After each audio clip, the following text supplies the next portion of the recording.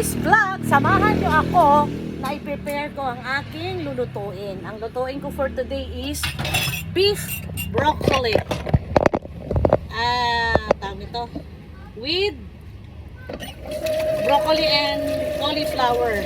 Ayan. So, huhugasan ko muna ang aking gulay. Ayan o. Ayan. Hiniwa ko na. So, maghuhugas tayo. Huhugasan ko para mamaya. Saka para naka-drain na rin.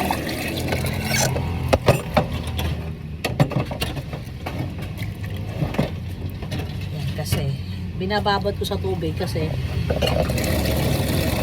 yan o. Binababad ko sa tubig kasi wala kasi malagyan ng lugar yung cellphone ko kaya hindi nakikita habang naghuhugas ako.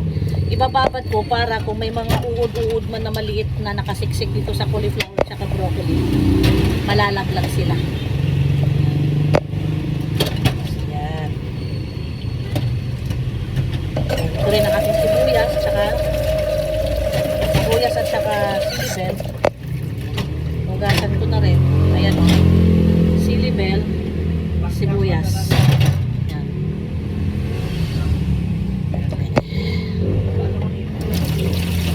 25 kilos lang yan eh.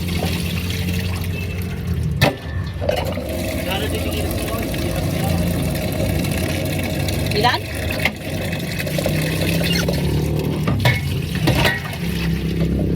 Yan. Tapos na ang ating paghugas sa ating gulay. So,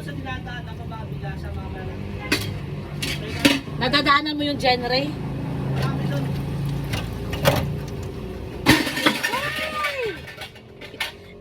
Nalaglag yung kaldero.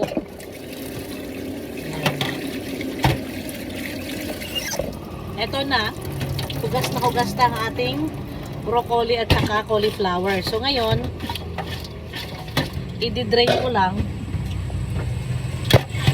lang para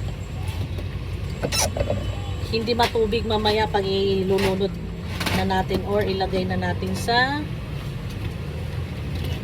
hinahanap ko yung ayun, ito na. Uy, ako! So, ito na mga guys. Mga super mom. Oh. Hugas na yan. Yan. Pamangkin talaga kita. Ngayon naman, hihiwain na natin ang sibuyas. Yan. Walang duda parang may kusig ako. Ang bawang nahiwa ko na. Ito na yung bawang. Yan. So, itabi lang muna natin to. Pakita na lang katawang ko.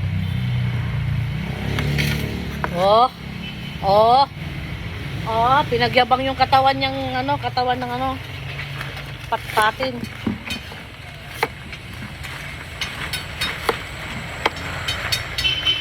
So na guys, sabihin kargador na ako ng bigas guys.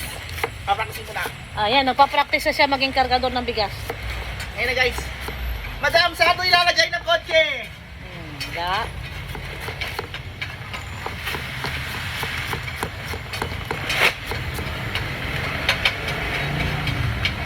Ito naman silibel. Yan ma. Tama na yun. Yan yan.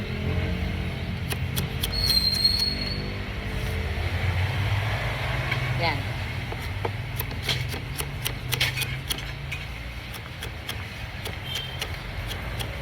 Takip na ito. Takpan mo na lang ng plastic or something.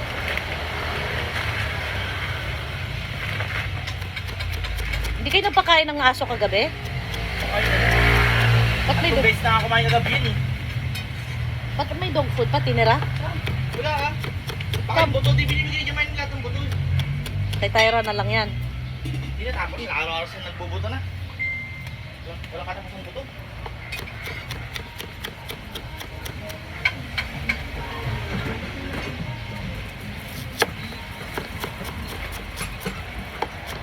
Hinahanda ko lang lahat ng rekado guys. Pati paghugas. Para mamaya, tuloy-tuloy na ang ating paggisa.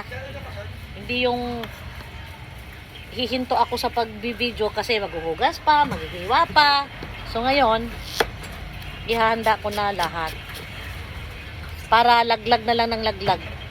Halo na lang ng halo.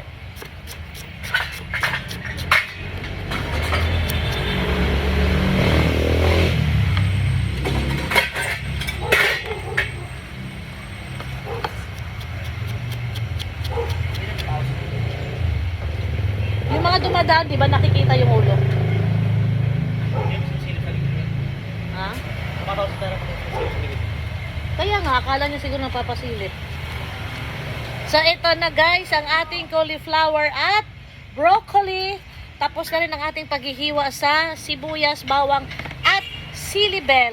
So, lahat... Ano ba baka mo, cubes? Hindi, ano yan? Hindi. So, lahat ng ating ingredients ay ready na. So, let's start cooking. Samahan niyo ako. Ito yung ating 2 kilong laman ng baka. Naka-plastic siya, medyo semi-frozen kasi kahapon ko pa siya binili. Kasi sa umaga kasi, tinatamad akong palengke na sobrang aga. At saka ayoko makipagsiksikan. So namalengke ako kahapon mga 11 na yata. Kaya naka-frozen siya. Bye for now! See you later sa pagluluto ko. Bye!